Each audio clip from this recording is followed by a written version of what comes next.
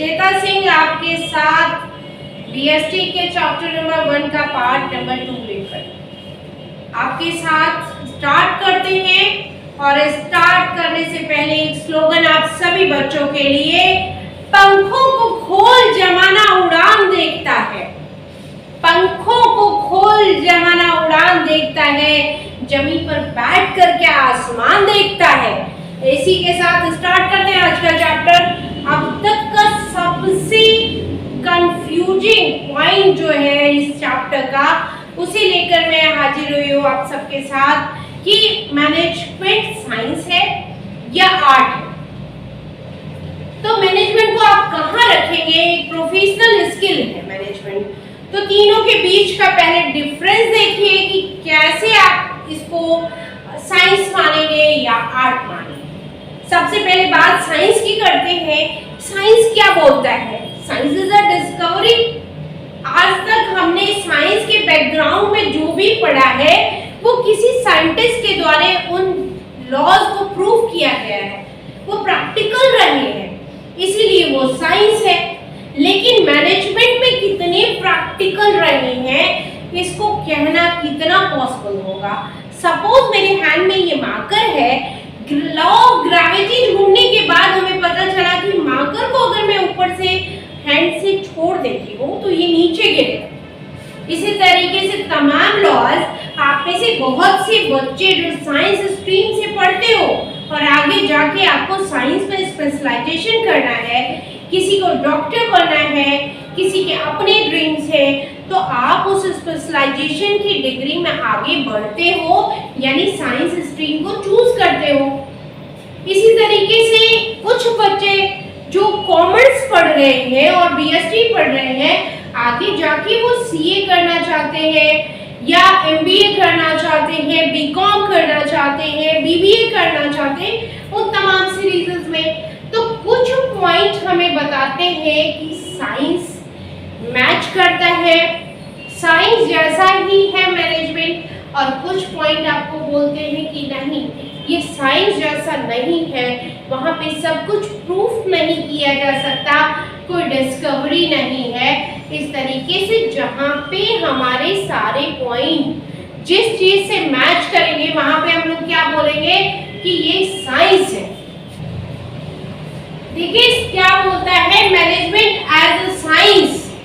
Science का science is a systematic body of knowledge that explain to the certain general features or to operations of general laws। यानी science कुछ general laws को और general features को present करता है, लेकिन मैनेजमेंट सभी जनरल लॉज को सिस्टमेटिक ऑर्डर में नहीं प्रेजेंट करता है, उसमें कुछ एक्सपीरियंस होते हैं और मैनेजमेंट अपने नेचर के अकॉर्डिंग उसको चेंज करता रहता है। ह्यूमन बिहेवियर पे मैनेजमेंट लागू होता है और ह्यूमन बिहेवियर हमेशा चेंज होता है। तो इस वाले व्यूज में हम लोग बोलेंगे कि मैनेजमेंट साइंस नहीं है। देखिए मैनेजमेंट एज अ साइंस में क्या कह रहा है कि प्रिंसिपल बेस्ड ऑन जो एक्सपेरिमेंट्स। तो यहाँ पे एक्सपेरिमेंट्स कहाँ हो रहे हैं? कुछ फीचर हमारे साइंस के मैच हो रहे हैं, कुछ नहीं हो रहे हैं, इसलिए मैनेजमेंट जो है वो आपका साइंस नहीं होगा। दूसरा देखेगा management is an art. Art का मीन्स क्या होता है? Creativity of the mind. कोई व्यक्ति कितना बढ़िया अपने व्यूज को प्रेजेंट कर सकता है, कोई आर्टिस्ट कितनी अच्छी पेंटिंग कर सकता है अपनी ओन माइंड से, क्रिएशन से। चलिए कुछ एग्जांपल्स लेते हैं कि जो भी बड़े बड़े मेगा स्टार नेम आपके सामने हैं, क्रिकेटर, दुनिया के भगवान कहे जाने वाले सचिन तेंदुलकर जी, जिन्हें क्रिकेट की दुनिया का भगवान कहा जाता है, उन्होंने अपनी टेक्निक को कितनी बार चेंज किया होगा खेलने के, कि जब भी उन्होंने शतकों का शतक रिकॉर्ड बनाया, उसको बनाने के लिए उनकी सोच, उनकी प्रैक्टिस, ये तमाम चीजें मैटर की। वर्ल्ड की तैराकी में माइकल फेल्प्स का नाम दुनिया से छुपा नहीं। उनकी टेक्निक जिसने उन्हें गोल्ड मेडल की सीरीज में खड़ा कर दिया, उन्होंने अपनी टेक्निक को इनहेंस किया। इसी तरीके हुसैन बोल्ट बहुत बढ़िया रेस, जिन्हें टाइगर कहा जाता है रेसिंग में, यानी it is a creation of the own mind. यहाँ पर आर्ट भी क्या कहता है, art is a skilful of the personal application of adjusting knowledge of achieve desired result. कोई भी व्यक्ति अपनी नॉलेज, अपने क्रिएशन को इनहेंस करके वो अपने रिजल्ट को पूरा कर सकता है। और सेम फैक्ट्स आपको मैनेजमेंट में भी मिलते हैं कि मैनेजमेंट ह्यूमन बॉडी पे लगता है, और ह्यूमन बॉडी के पास क्या है, सोचने के लिए ब्रेन है। वो अपने दिमाग का यूज लगातार करता है, इसलिए वो नया इनहेंस करता है, नई टेक्निक को इनहेंस करता है, नई विचारधारा को इनहेंस करता है। और मैनेजमेंट में एक और चीज बोली जाती है कि आपके एक्सपीरियंस जितने अधिक होंगे, लाइफ के एक्सपीरियंस जितने खट्टे मीठे अच्छे होंगे, आप मैनेजर्स उतने अच्छे बनते हैं। और ये चीज प्रूव करती है यहाँ पर कि मैनेजमेंट एक आर्ट है। काफी हद तक मैनेजमेंट के सारे फीचर एक है, इसलिए हम लोग क्या मान रहे हैं कि मैनेजमेंट एक आर्ट है। तो कंक्लूजन की मैनेजमेंट एक आर्ट है और इसे आर्ट माना जाएगा।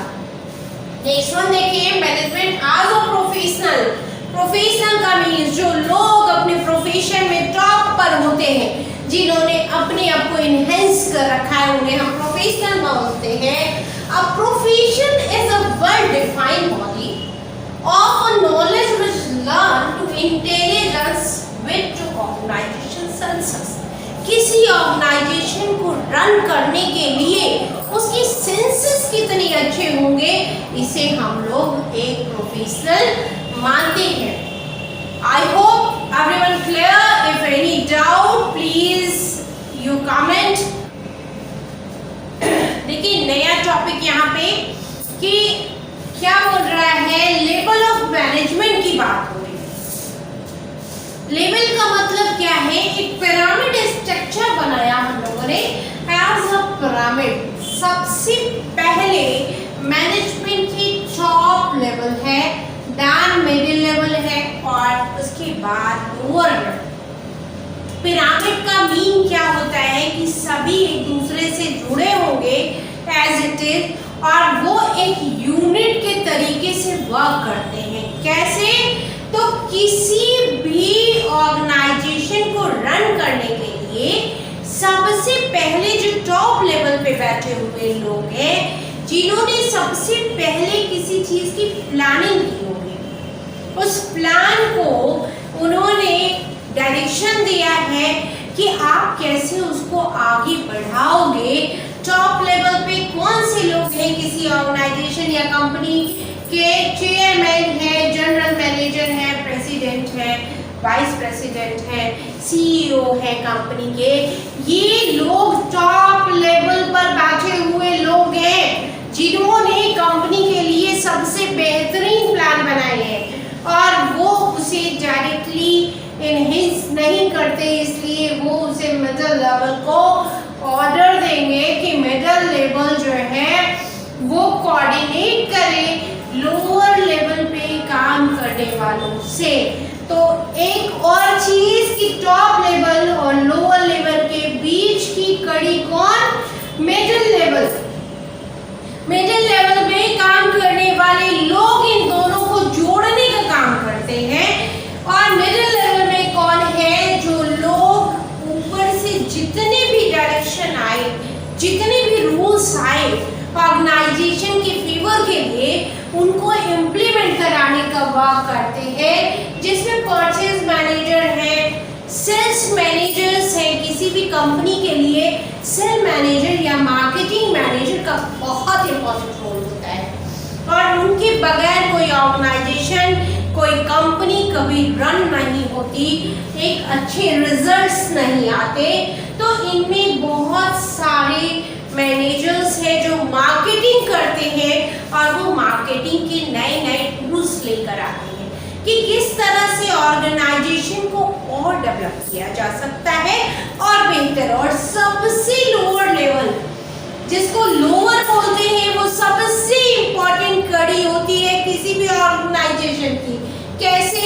सुपरवाइजर्स होते हैं कि जो काम कोई कंपनी कर रही है, कोई ऑर्गेनाइजेशन जो वर्क कर रही है, वो कैसे कर रही है एनहेंसली, और वो कैसे बेहतर कर सकती है। उन काम को सुपरवाइज करते हैं कि वर्क का टोटल आउटकम कैसा होगा। इसमें तमाम सारे फॉरमैन, क्लर्क, सेक्शन ऑफिसर्स, ये सभी जो देखते हैं वर्क को कि इम्प्लीमेंट किया गया है सबसे लोअर में, तो ये उस सप्लाई ग्रुप की सबसे मेन चेन होंगे किसी भी ऑर्गेनाइजेशन की। I hope the chapter is closed here and everything is clear to every student. I'm trying my best to day by day. Please support, subscribe and like. और आपके comments मुझे काफ़ी energetic करते हैं, आपके लाइक्स मुझे energy देते हैं। प्लीज़ आप अपना बेस्ट दीजिए। मैं लगातार इस सीरीज में आपके साथ, मेरे साथ अगला चैप्टर हम लोग पढ़ेंगे अगले वीडियो में, principle of management. Thanks for watching everyone. Thank you so much.